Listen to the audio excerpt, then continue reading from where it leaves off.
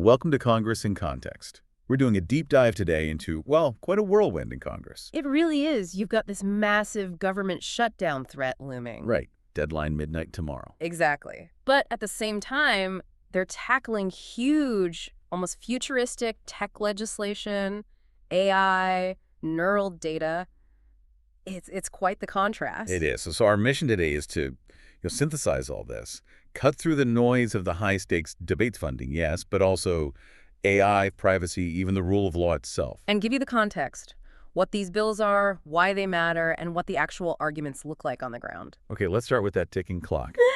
The government shutdown showdown. Right. So the backdrop is they were trying to get back to S-2296. That's the big defense bill, the NDAA for fiscal year 2026. Usually pretty bipartisan, right? Passed committee easily. Oh, yeah, 24-1 at a committee.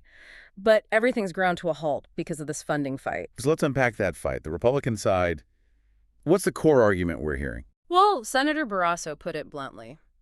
He framed the Democratic spending proposal as basically a $1 trillion demand note. A demand note. Or even a ransom note was the term used, saying it's demanding all this new spending just to keep the lights on for, 4 more weeks? And is there a specific spending target they're zeroing in on? Absolutely. It's focused on what they call Biden COVID bonus payments. They mean the Enhanced Affordable Care Act subsidies. The ones passed during the pandemic. Right. About $400 billion worth. Republicans argue those were always meant to be temporary, and now Democrats want them permanent. Okay, and beyond that specific pot of money, there's a broader fiscal concern, too. Yeah, Senator Johnson raised the point that even just passing a continuing resolution, a CR, at current levels, well, that locks in what he calls Biden spending levels. Which leads to a nearly $2 trillion deficit this year, and projected to be $2.1 trillion next year. That's the trajectory they're pointing to. So Johnson actually proposed something to stop these shutdowns, right? S-2806. He did. The Eliminate Shutdowns Act. The idea was pretty straightforward. If there's no deal, funding just automatically continues at the previous year's levels, indefinitely. Sounds like a way to avoid the chaos, at least on the surface. It does, but it ran into a major roadblock. Which was? The power of the purse. Critics like Senator Murray argued that doing that basically gives up Congress's main leverage point over spending. Because they wouldn't have to vote on appropriations anymore? Exactly. It shifts too much control over the budget to the executive branch, essentially. So that bill failed its cloture vote, didn't get the needed support. Okay, so flipping over to the Democrats, what's their narrative? What are they fighting for? Their focus is framed entirely around health care, preventing what they're calling a Republican health care crisis. And how does that connect to the funding bill? Senators like Durbin, Baldwin, Blumenthal, they've basically said, no clean CR. They won't vote to fund the government unless it also addresses the expiration of those ACA premium tax credits. The very ones Republicans are targeting. Precisely. It's the main point of conflict. And what are the stakes they're highlighting for, regular people? The numbers are pretty stark. The data they're citing suggests that if those enhanced credits expire, premiums jump massively. How much? For the 22 million Americans getting them now, an average increase of 75%. 75. Wow, that's huge. Wow. Do you have examples? Yeah, really specific ones, like an Illinois family whose premium would reportedly go from $278 a month up to $1,800 a month. Oof. It's unaffordable for most people. Right. And you see big average hikes state by state, too. Florida, 30%, Tennessee, 41%, South Carolina, 50%.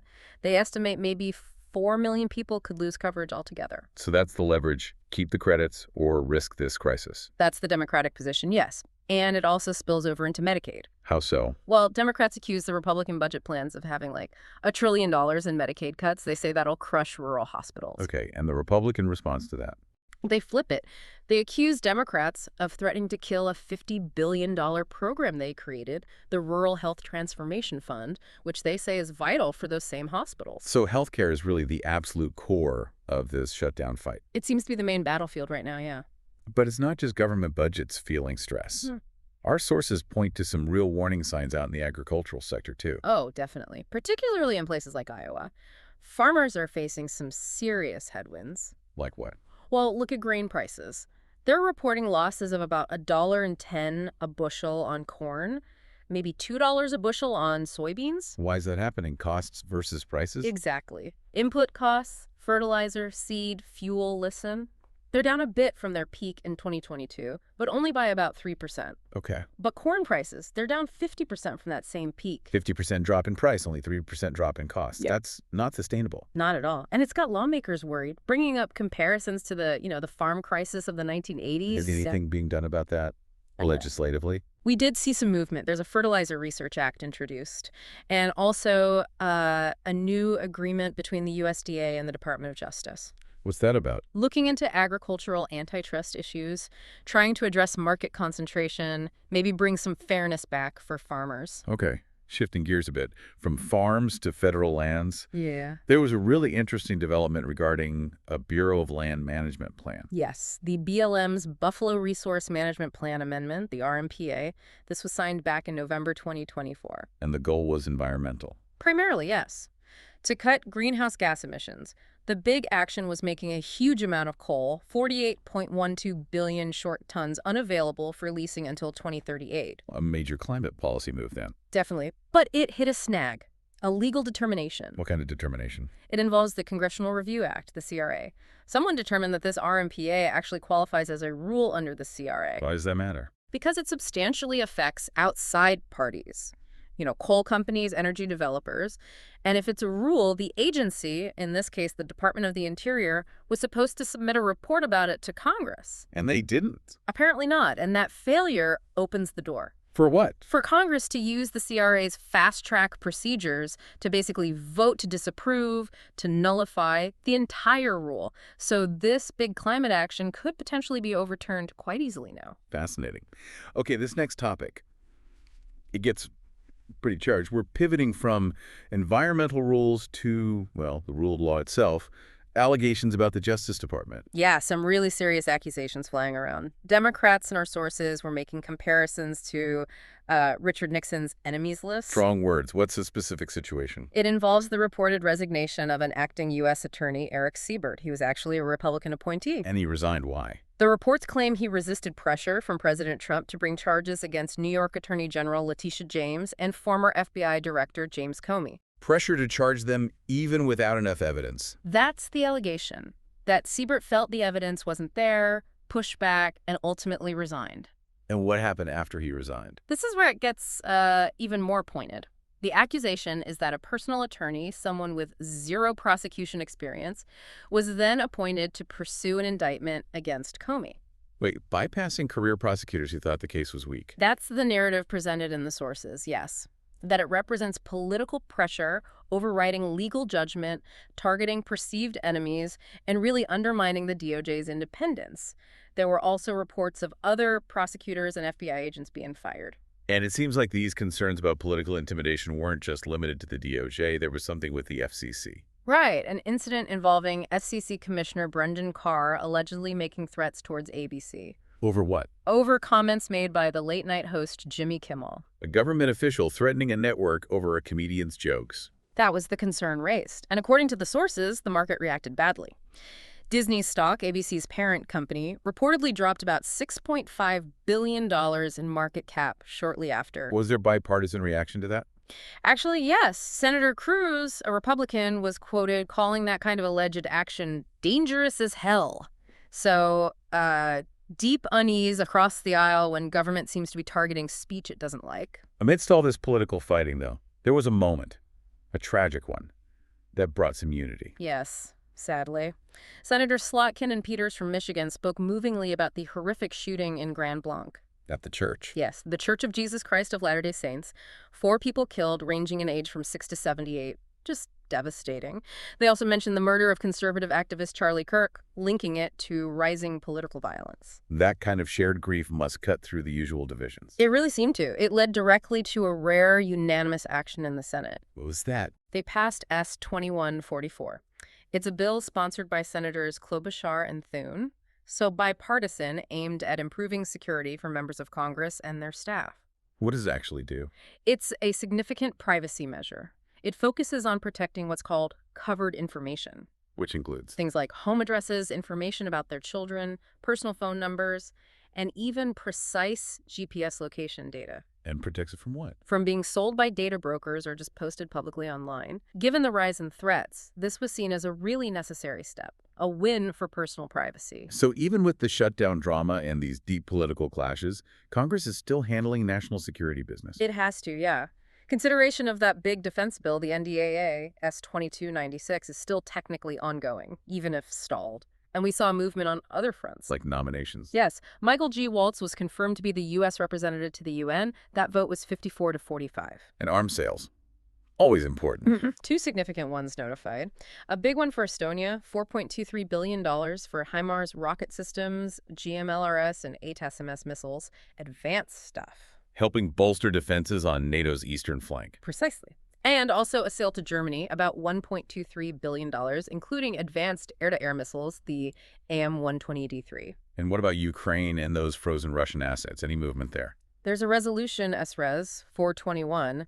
It's not binding law, but it strongly urges our G7 allies to actually seize the $300 billion in frozen Russian sovereign assets. Then for what purpose? To repurpose them for Ukraine's reconstruction. The resolution even recommends doing it in chunks, like at least $10 billion per month to help Ukraine right now. Okay, now let's shift to maybe the most forward-looking part of this session. New legislation tackling AI and brain technology. Yeah, this is really cutting-edge stuff. Two major bills introduced. First, the MIND Act of 2025. That's S-2928. MIND Act, what's it targeting? Neurotechnology, specifically devices that can, and I'm quoting here, access, monitor, record, analyze, predict, stimulate, or alter the nervous system. That sounds intense. Much more than just data privacy like we usually talk about. It really is. We're talking about protecting neural data.